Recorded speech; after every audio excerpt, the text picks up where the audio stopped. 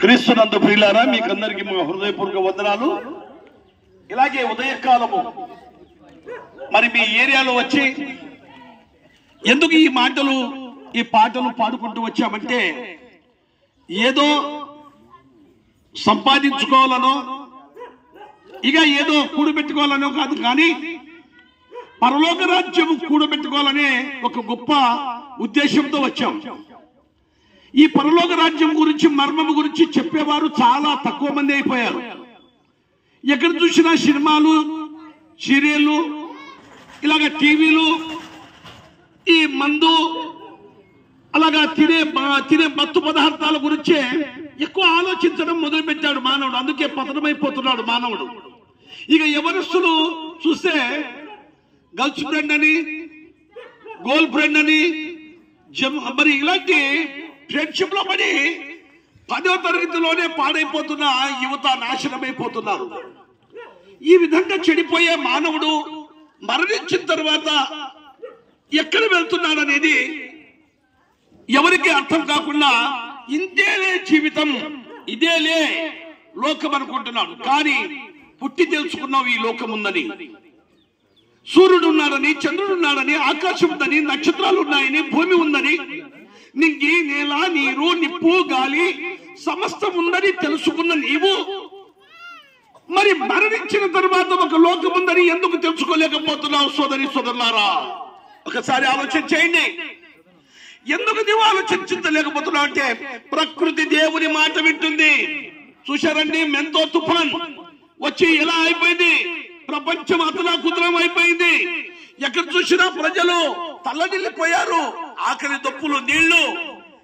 మరి పాకిస్తాన్ అయితే 100 మంది కొట్టుకుపోయారు, 100 ఇండ్లు కూలిపోయాయి. ఎందుకు?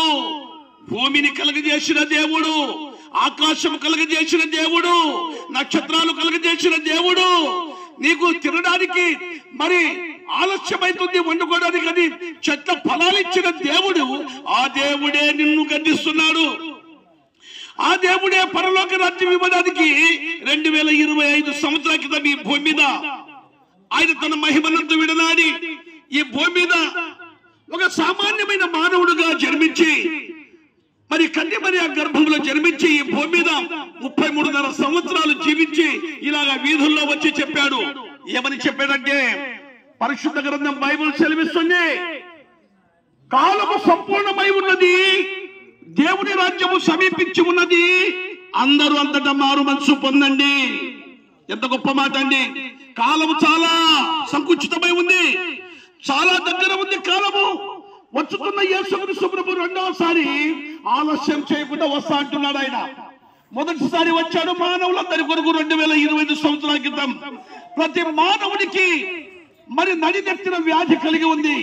అరికాల నుంచి నడినెత్తి వరకు రోగము చేత, అలాగే శాపము చేత, పాపము చేత పడి ఉన్న మానవులను ఎంతో మందికి బాగు చేసిన మహనీయుడండి.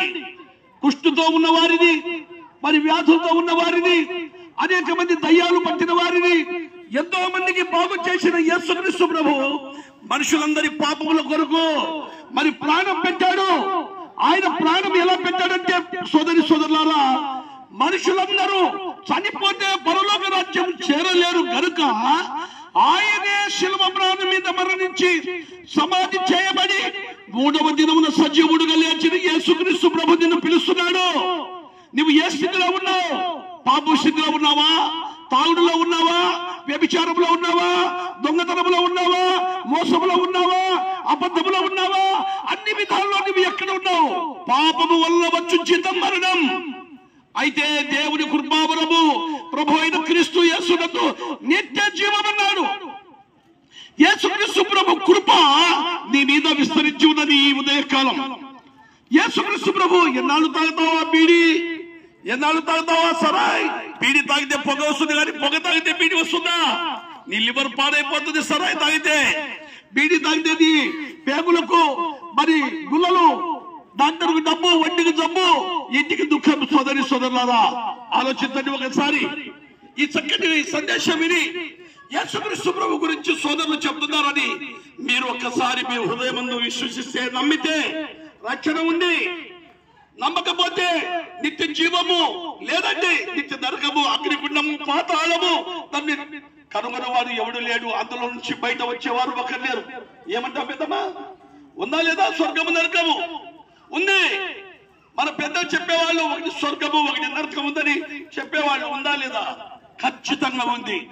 మరి ఈ సత్య సువార్త ఎందుకు చెప్తున్నామంటే మీరు మారు మనసు పొందాలని. మీ కులం కాదు, మీ మతం కాదు, మీ హృదయం మార్చుకొని ప్రభువా పాపినైన నన్ను క్షమించు. రెండే మాటలు. పాపినైన నన్ను క్షమించమంటే ఎంత ఘోర పాపికైనా ఆయన క్షమించి పరలోక రాజ్యం ఇస్తా అంటున్నాడు.